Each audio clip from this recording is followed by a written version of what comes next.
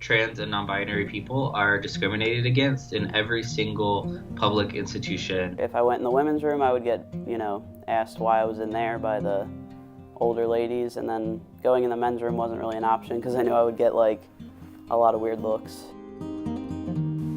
Nearly 1/4 of respondents said that someone had questioned or challenged their presence in a restroom in the past year.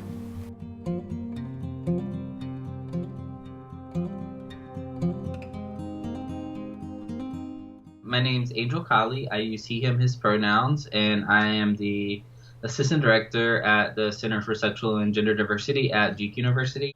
The problem is that very often there's a fair amount of bullying that happens based on the fear of social stigma.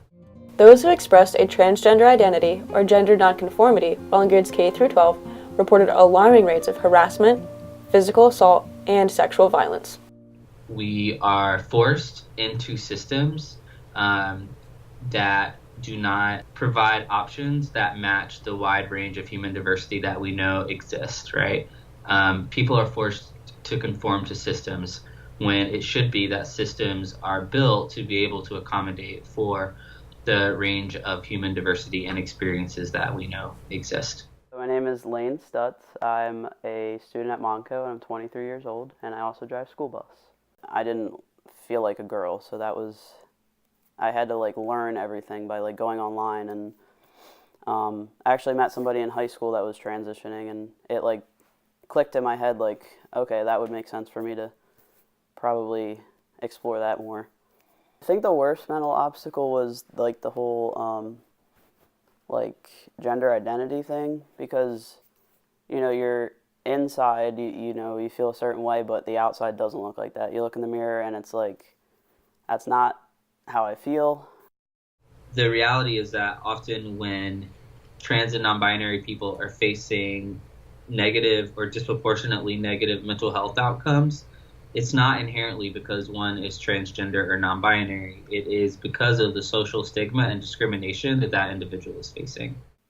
I think the worst discrimination that I've had was mainly just with restroom use at work. My bosses were on board with everything, but it's hard to get them to understand, what I need to have done. I can't just walk into a women's room and act like it's normal. Going in the men's room wasn't really an option because I knew I would get a lot of weird looks. Being able to identify supportive adults, whether that be teachers, parents. I think that the magic number was 11. So if they could identify 11 supportive or affirming adults in their life, resulted in much more positive outcomes. Especially my sisters. As soon as I told them, they started calling me their brother. It took a lot for me to get used to, but it felt nice that I had, people willing to do that.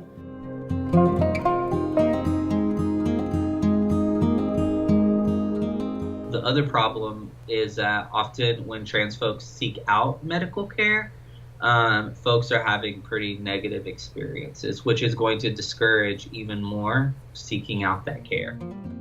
19% reported being refused care due to their transgender or gender nonconforming status. A lot of trans folks experience just downright being refused the care by a provider who just felt like they didn't have the enough information to be able to care for them. I mean, I think the statistic was that 42% of trans folks had reported having a negative experience in the past year within a healthcare setting. The worst part of any of it was when you go to a doctor and, they have to go off of your legal information, your name and all that.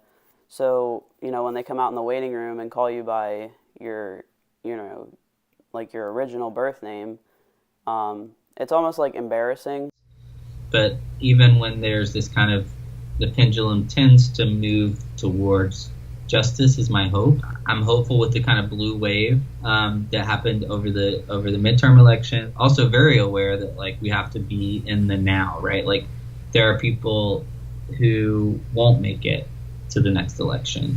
The way that politics impacts folks can be deadly, right? 2016 and 2017, again, even after marriage equality, were some of the deadliest years for trans people in the U.S. It's hard at first to go through all of it, but it's definitely worth it.